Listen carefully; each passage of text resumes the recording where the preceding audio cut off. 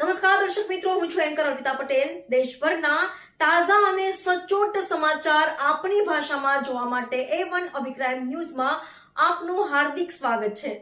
હવે જોઈએ મુખ્ય સમાચાર। ઉપલેટામાં 79માં સ્વાતંત્ર્ય દિનની તાલુકા કક્ષાની ઉજવણી ઈસરા મુકામે ધારાસભ્યના હસ્તે તેમજ નગરપાલિકા દ્વારા પ્રમુખ વર્ષાબેન ગજેરાના હસ્તે ઉપલેટામાં કરવામાં આવી। 15મી ઓગસ્ટ સ્વતંત્રતા દિવસ નિમિત્તે ભારતભરમાં તિરંગા લહેરાવી આઝાદીના પર્વની ઉજવણી ધામધૂમથી ઉજવવામાં આવે છે અને આપણા દેશ માટે આઝાદીની લડાઈમાં શહીદ થયેલા વીર સપૂતોને યાદ કરવામાં આવે છે। ત્યારે દરેક શહેરોમાં સમગ્ર ભારતવાસીઓ તિરંગો લહેરાવી રાષ્ટ્રભાવનાથી દેશભક્તિના સહભાગી બને છે। આ દિવસે દરેક તાલુકા કક્ષાએ વિવિધ કાર્યક્રમો યોજવામાં આવે છે, જેને લઈ ઉપલેટા તાલુકાના ઈસરા ગામે તાલુકા કક્ષાનો ભવ્ય કાર્યક્રમ યોજવામાં આવ્યો હતો। ત્યારે 79માં સ્વતંત્ર પર્વની ઉજવણી ધારાસભ્યના વરદ હસ્તે ધ્વજવંદન કરી કાર્યક્રમની ઉજવણી કરાઈ હતી અને ઉપલેટા નગરપાલિકા દ્વારા પ્રમુખ વર્ષાબેન ગજરાના હસ્તે ઉપલેટા ટાઉનમાં ધ્વજવંદન કરી સ્વતંત્રતા દિવસની ઉજવણી કરાઈ હતી।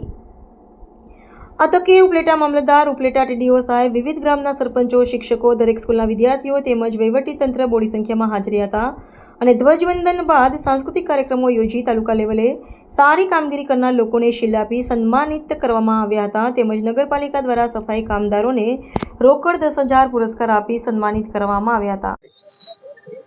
ઉપલેટા નગરપાલિકા પ્રમુખ વર્ષાબેન ગજેરા આજે 79માં સ્વતંત્ર દિવસ નિમિત્તે આજે જે ધ્વજવંદનનું આયોજન કરેલું હતું તેમાં ધ્વજવંદન કરી અને ખૂબ આનંદ આવ્યો અને આજે આમાં હાજર દરેક સ્કૂલના બાળકો હતા, દરેક સ્કૂલના ટીચર હતા, આજે નગરપાલિકાના ચીફ ઓફિસર હતા, નગરપાલિકાનો તમામ સ્ટાફ હતો અને મારી આખી નગરપાલિકાની સભ્યશ્રીની આખી ટીમ હાજર હતી।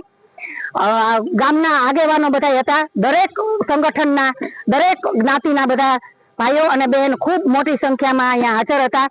આજે જે આ સ્વતંત્ર દિવસના નિમિત્તે જે ધ્વજવંદન કર્યું ત્યારબાદ જે સ્કૂલના બાળકો હતા અવનવી કૃતિઓ કરી અને ખૂબ કૃતિઓ અમે જોઈ અને ખૂબ બધાને ઇનામ આપી અને બાળકોને ખુશાલ કર્યા અને બાળકો ખૂબ રાજી થયા।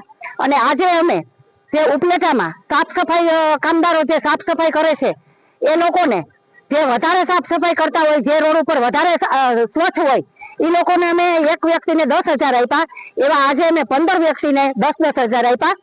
તો એ પણ લોકો ખુશ થયા અને બીજા લોકોને પણ જાણવા મળ્યું કે આપણે પણ હવે આપણા વોર્ડમાં સ્વચ્છતા જાળવીશું તો આપણને પણ બીજી વખત ઇનામ મળશે। અને આજે ખૂબ આનંદનો દિવસ છે, આજે ખૂબ બધાને આનંદ આવ્યો અને ખૂબ મોટી સંખ્યામાં બધાની હાજરી હતી।